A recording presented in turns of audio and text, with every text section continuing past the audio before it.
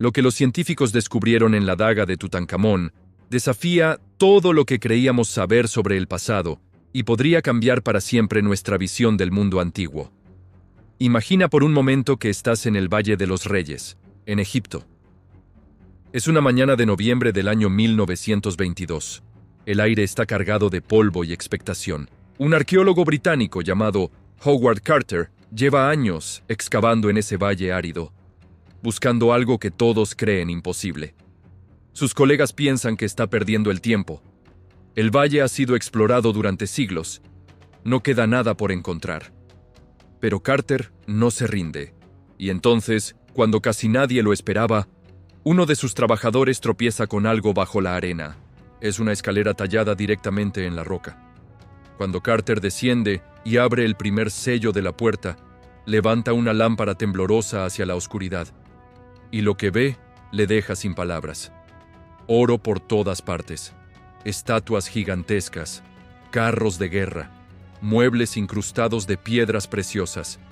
Es el lugar de descanso eterno de Tutankamón, el faraón niño que murió hace más de 3.300 años. La tumba está intacta. Nadie ha entrado allí desde que sellaron la puerta en el año 1323 a.C. Pero entre todas esas maravillas relucientes, hay un objeto que le llama especialmente la atención. Sobre el muslo derecho del rey momificado descansa una daga. No es de oro, tampoco de bronce, es de hierro, y eso no tiene ningún sentido. Porque en aquella época, Egipto vivía en plena edad de bronce. El hierro no existía aún como material trabajado. Las herramientas y armas se hacían de cobre mezclado con estaño. El hierro era algo que llegaría mucho más tarde, unos 600 años después. Sin embargo, ahí estaba esa daga, con su hoja brillante y perfecta, sin una sola mancha de óxido después de más de 3 milenios bajo tierra. Carter la documentó, la fotografió, la guardó con cuidado, pero no pudo explicarla. Durante décadas, ese misterio quedó suspendido en el aire como una pregunta sin respuesta. Hasta que en el año 2016, un equipo de científicos italianos y egipcios decidió investigarla con tecnología moderna. Y lo que descubrieron fue tan increíble que reescribió completamente nuestra comprensión de la historia antigua. Resulta que esa daga no fue forjada en la tierra. Literalmente, cayó del cielo. Vamos a retroceder un poco en el tiempo para entender qué hacía esa hoja de hierro en manos de un faraón adolescente. En la época de Tutankamón, el hierro era más valioso que el oro. No porque fuera bonito, sino porque era rarísimo. Los egipcios no sabían cómo extraerlo de las minas ni cómo fundirlo. Simplemente no tenían esa tecnología. Pero había otra forma de conseguirlo, una forma que venía del espacio. Cada cierto tiempo, los cielos se iluminaban, pero la daga de Tutankamón era demasiado perfecta. Su acabado era impecable, su simetría asombrosa, y su mango estaba decorado con incrustaciones de oro y piedras de colores. Los egipcios de esa época no tenían esa habilidad. Entonces, si ellos no la hicieron, ¿quién lo hizo? Aquí es donde la historia se vuelve realmente fascinante. Los arqueólogos empezaron a revisar antiguos documentos diplomáticos conocidos como las cartas de Amarna. Son tablillas de arcilla escritas en cuneiforme que registran intercambios de regalos entre Egipto y otros reinos poderosos. En una de esas cartas, un rey llamado Tushratta, gobernante del reino de Mitanni, describe una larga lista de obsequios enviados al faraón Amenhotep III, el abuelo de Tutankamón. Entre esos regalos, aparece mencionada una daga de hierro con vaina de oro. Esa descripción coincide casi exactamente con la daga encontrada en la tumba del joven faraón. Algunos investigadores sugieren que esa daga pasó de generación en generación, de Amenhotep III a su hijo Akenatón, y de Akenatón a Tutankamón. No era solo un arma, era una reliquia familiar, un símbolo de alianzas políticas entre imperios, un puente entre culturas. Y lo más interesante es que cuando los científicos analizaron la daga en el año 2016, usando una técnica llamada fluorescencia de rayos X, encontraron algo sorprendente en su estructura. La empuñadura estaba unida al mango con un tipo de yeso hecho de cal y calcio. Ese material era común en Anatolia, la región que hoy conocemos como Turquía. Pero los egipcios usaban yeso de otra composición. Además, las decoraciones del mango, con sus formas geométricas y motivos de palmera datilera, eran típicas de los hititas y los mitanios, no de Egipto. Todo apuntaba a lo mismo. La daga había sido fabricada en otra civilización, una que ya dominaba el arte de trabajar el hierro celestial. Y esa civilización se la regaló a Egipto como símbolo de respeto y amistad. Pero más allá de quién la hizo, lo verdaderamente alucinante es de qué estaba hecha.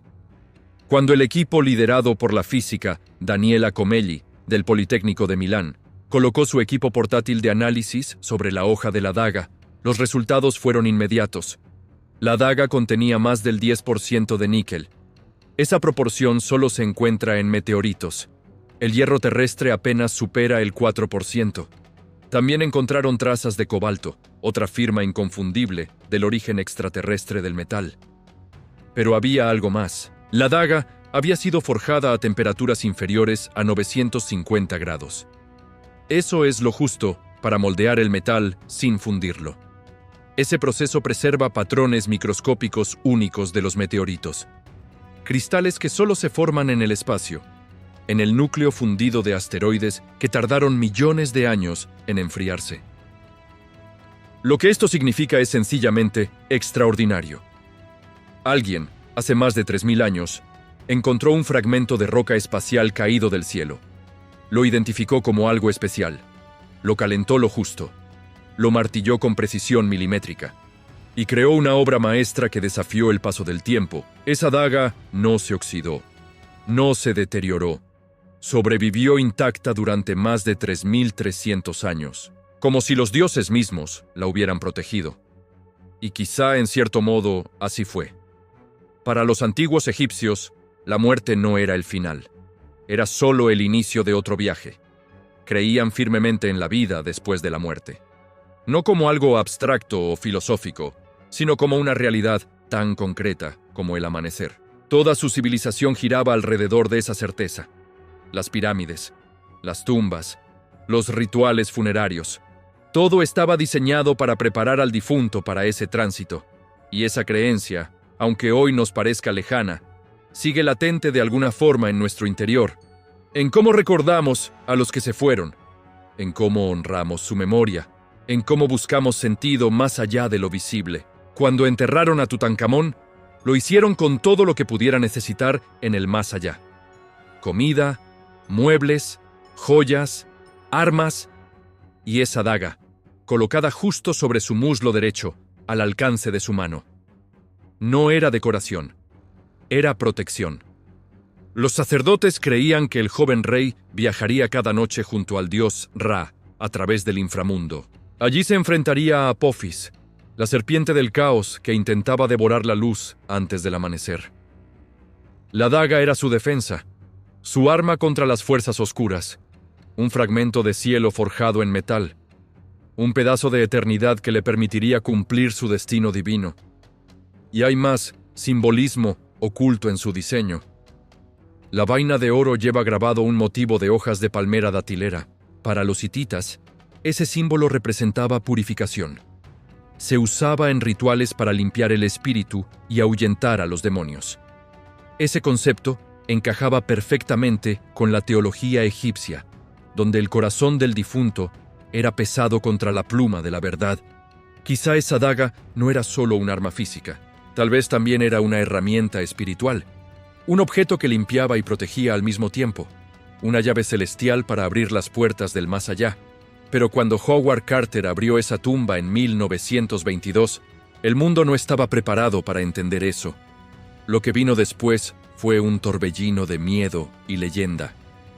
Pocos meses después del descubrimiento, Lord Carnarvon, el patrocinador de la expedición, murió repentinamente por una infección misteriosa. Los periódicos empezaron a hablar de la maldición del faraón. 7 personas más relacionadas con la excavación murieron en los años siguientes. Cada muerte alimentaba la leyenda. La gente creía que Tutankamón había despertado, que su espíritu protegía la tumba, que tocar sus tesoros traía desgracia. Incluso Carter, un hombre de ciencia, vivió el resto de su vida acosado por esos rumores. Pero la supuesta maldición resultó ser una ironía poética. El verdadero peligro nunca fue perturbar una tumba. Fue subestimar a quienes la construyeron. Ellos no practicaban magia oscura. Practicaban ciencia temprana. Observaban el mundo. Le daban significado a lo desconocido. Y en ese proceso, crearon algo que hoy nos sigue dejando sin aliento. Lo que este descubrimiento nos enseña va mucho más allá de una simple daga. Nos muestra que nuestros antepasados eran mucho más sofisticados de lo que imaginábamos, que ya dominaban técnicas complejas siglos antes de lo que creíamos posible, que comerciaban conocimientos entre civilizaciones separadas por montañas y desiertos, que miraban al cielo con la misma curiosidad con la que nosotros miramos el espacio hoy.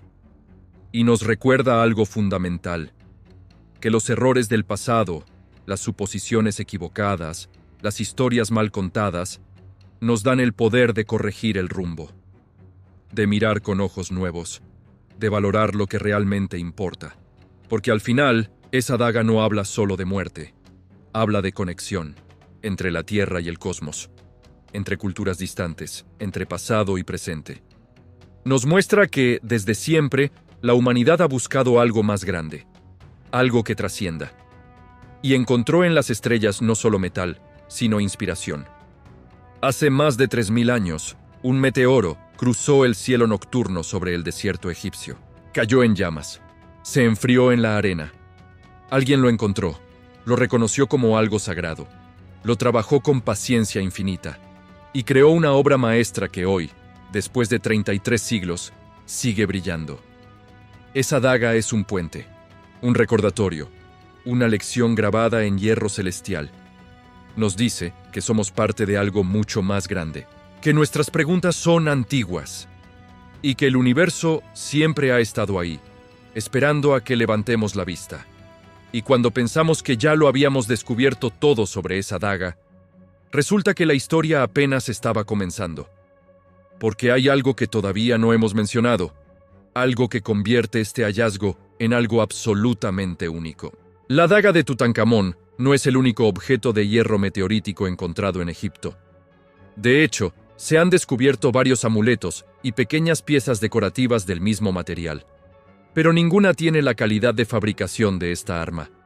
Ninguna muestra esa precisión técnica. Y ahí está el verdadero enigma. Porque una cosa es martillar un fragmento de meteorito hasta darle forma de cuenta de collar. Otra muy distinta es convertirlo en una hoja perfectamente equilibrada, simétrica, afilada y resistente.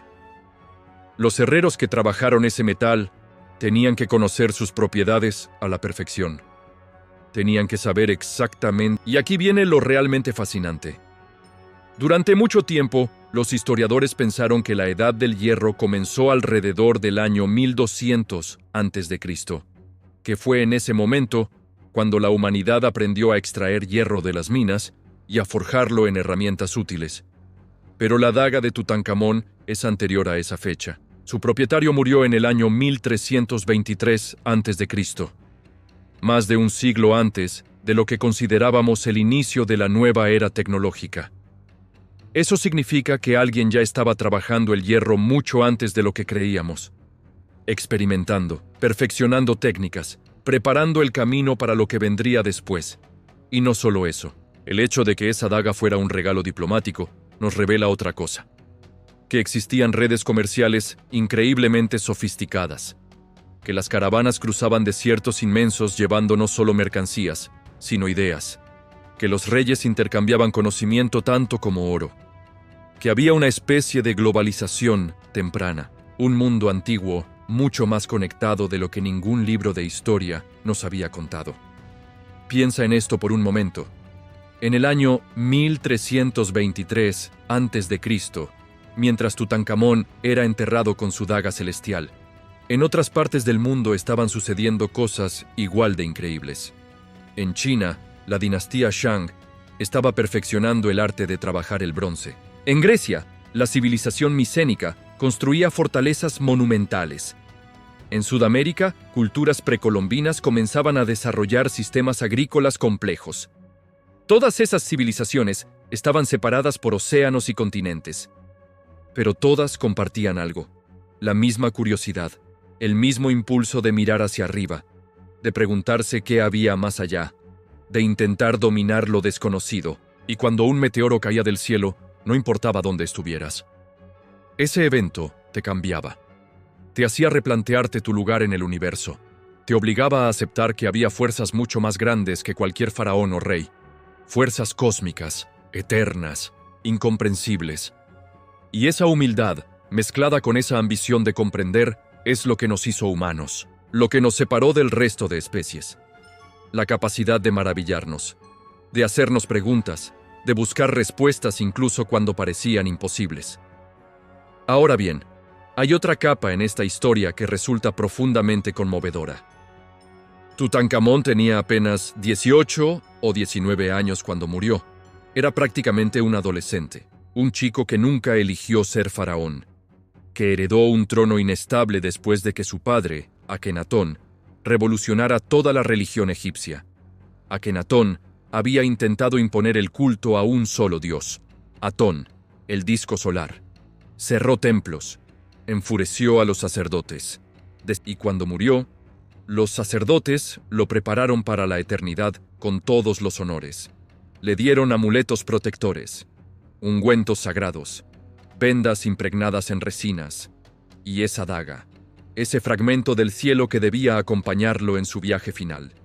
Porque si algo caracterizaba a los egipcios era su optimismo respecto al más allá. No veían la muerte como un final oscuro, la veían como una transformación, como el paso de una oruga a una mariposa. Doloroso, sí, pero también lleno de promesas, de posibilidades, de renacimiento. Esa perspectiva, aunque envuelta en mitología, tenía algo de sabiduría. Nos enseña que la forma en que enfrentamos lo inevitable dice mucho sobre cómo vivimos, que honrar a los que se van es también una forma de honrarnos a nosotros mismos, que los objetos que dejamos atrás cuentan historias, que nada se pierde realmente si alguien lo recuerda. Y esa daga, encontrada más de 3000 años después, es la prueba viviente de eso. Tutankamón no fue olvidado, su historia sigue viva, su legado sigue inspirando. Pero hay un detalle que todavía genera debate entre los expertos. Algunos investigadores creen que la daga pudo haber tenido un uso ritual antes de ser enterrada con el faraón, que quizá fue usada en ceremonias de apertura de la boca, un ritual donde los sacerdotes tocaban simbólicamente los labios del difunto con objetos sagrados para devolverle la capacidad de hablar, comer y respirar en el más allá. Si eso es cierto, significaría que esa hoja tocó el rostro momificado de Tutankamón, que fue parte activa de su tránsito, que no era solo un objeto pasivo, sino una herramienta mágica con propósito definido. Otros expertos van incluso más lejos. Sugieren que la daga pudo haber pertenecido originalmente a Akenatón, el controvertido padre de Tutankamón. Que el faraón hereje la recibió como regalo del rey Mitanio durante sus años de poder, y que cuando fue enterrado, probablemente de forma apresurada y sin los honores habituales, la daga pasó a manos de su hijo. Eso la convertiría en algo más que un arma. Sería un vínculo familiar, un hilo invisible que conectaba generaciones, un recordatorio de que incluso los reyes más poderosos son, al final, simplemente padres e hijos. Y eso nos lleva a reflexionar sobre algo importante, sobre cómo los objetos heredados llevan consigo mucho más que su valor material. Llevan memorias, emociones, historias no escritas. ¿Cuántas veces hemos guardado algo que perteneció a alguien que ya no está? Un reloj, una carta, una fotografía. No porque valga dinero, sino porque nos conecta con algo que trasciende el tiempo. La daga de Tutankamón hace exactamente eso. Nos conecta con un chico que vivió hace 33 siglos, que tuvo miedos, esperanzas, responsabilidades demasiado grandes para su edad, y que, pese a todo, intentó hacer lo correcto. Esa humanidad compartida es quizá el verdadero tesoro de este descubrimiento. Porque al final, lo que realmente importa no es el hierro meteorítico, ni el oro, ni las piedras preciosas. Es la historia que cuentan. Es el recordatorio de que todos somos parte de una cadena inmensa. Que nuestras decisiones afectan a generaciones futuras. Que lo que hacemos hoy puede perdurar milenios. Y que incluso cuando todo parece perdido, incluso cuando los imperios caen y las civilizaciones desaparecen, algo siempre sobrevive. Una daga, una historia, una lección. Los errores del pasado nos dan el poder de actuar mejor, de valorar lo que tenemos mientras lo tenemos, de mirar al cielo no con miedo, sino con asombro, de reconocer que somos pequeños en un universo inmenso, pero que esa pequeñez no nos hace insignificantes. Al contrario, nos hace valientes por atrevernos a buscar respuestas, nos hace hermosos por emocionarnos ante lo desconocido, nos hace eternos por dejar huellas que otros seguirán.